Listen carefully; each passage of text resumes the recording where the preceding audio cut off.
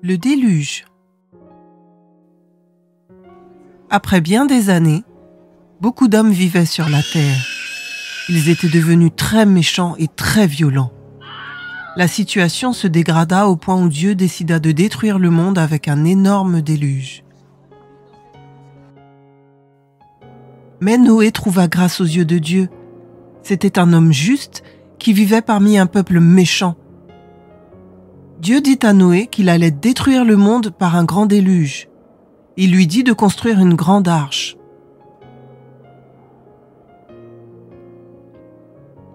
Dieu dit à Noé de faire une arche en bois d'environ 140 mètres de longueur, 23 mètres de largeur et 13,50 mètres de hauteur. Noé devait la construire en bois et faire 3 étages, beaucoup de pièces, un toit et une fenêtre.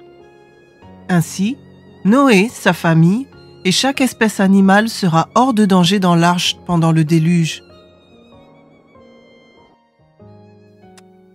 Noé obéit à Dieu. Noé et ses 3 fils bâtirent l'arche exactement comme Dieu le leur avait demandé.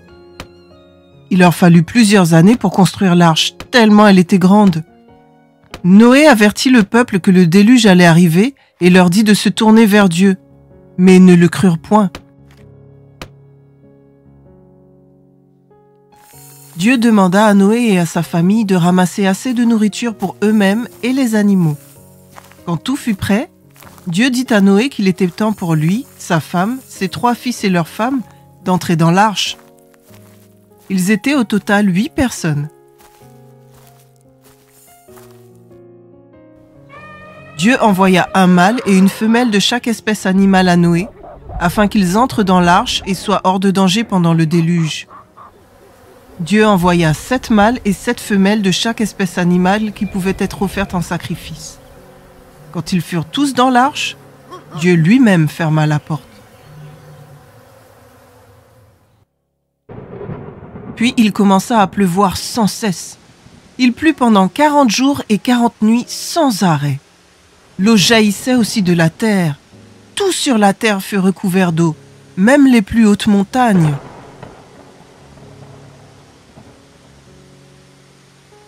Tout ce qui vivait sur la terre sèche périt, à l'exception des hommes et des animaux qui étaient dans l'arche.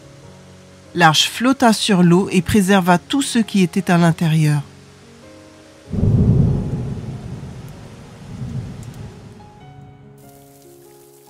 Une fois que la pluie s'arrêta, l'arche flotta sur l'eau pendant 5 mois et ensuite l'eau commença à diminuer.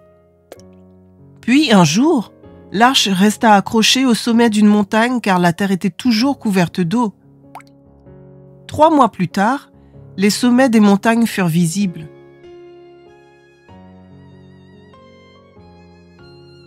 Au bout de 40 jours, Noé lâcha un corbeau pour voir si l'eau avait diminué. Le corbeau vola à la recherche de la terre sèche, mais il n'en trouva pas.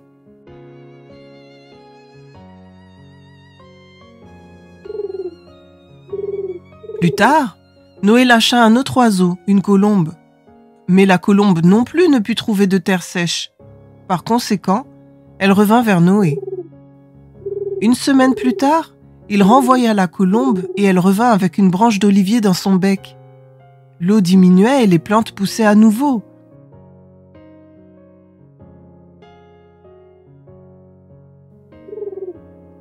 Noé attendit encore une semaine et renvoya la colombe pour une 3e fois. Cette fois-ci, elle trouva un endroit pour se reposer et ne revint plus. Pendant ce temps, l'eau s'évaporait.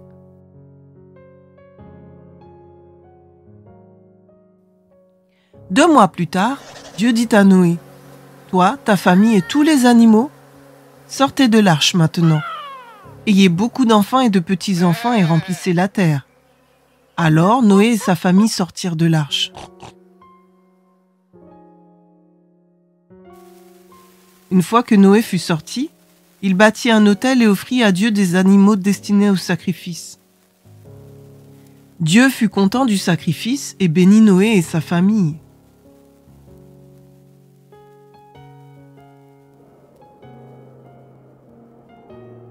Dieu dit, « Je promets de ne plus jamais maudire la terre à cause des mauvaises choses que font les hommes, et je ne détruirai plus le monde par un déluge, car l'homme est pécheur dès sa naissance.